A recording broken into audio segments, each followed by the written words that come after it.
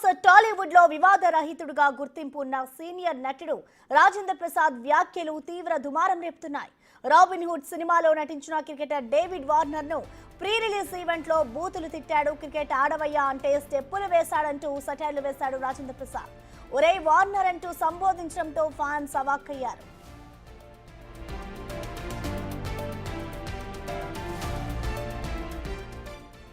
వెంకీ కుడుములను ఈ నితిన్ వీళ్ళిద్దరు కలిపి డేవిడ్ వార్నర్ గారిని పట్టుకొచ్చారు. ఈ డేవిడ్ వార్నర్ నిన్ను అది కాదు క్రికెట్ ఆడవయానంటే అట్లాడు దొగ్గమ్ముడాడు మామూలుడు కాదండి వీడు. ఏ వార్నర్ బి వార్నింగ్. నిజంగా మా వెంకీ కుడుములను ఈ నితిన్ వీళ్ళిద్దరు కలిపి డేవిడ్ వార్నర్ గారిని పట్టుకొచ్చారు. ఈ డేవిడ్ వార్నర్ నిన్ను అది కాదు క్రికెట్ ఆడవయానంటే అట్లాడు దొగ్గమ్ముడాడు మామూలుడు కాదండి వీడు. ఏ వార్నర్ బి వార్నింగ్.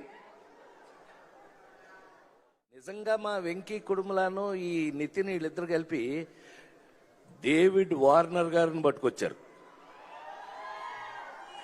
ఈ డేవిడ్ వార్నర్ నిన్ను అది కాదు క్రికెట్ ఆడవయానంటే అట్లాడు దొగ్గమ్ముడాడు మామూలుడు కాదండి వీడు. ఏ వార్నర్ బి వార్నింగ్.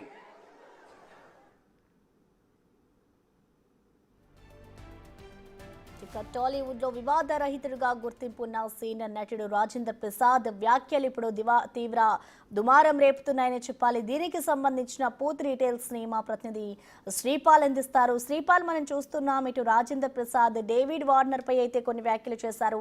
అసలు ఆయన ఏ సందర్భంలో ఈ వ్యాఖ్యలు చేశారు, అలా ఎందుకు చేయాల్సి వచ్చింది అనుకోవచ్చు? డీటెయిల్స్ ఏంటి శ్రీపాల్?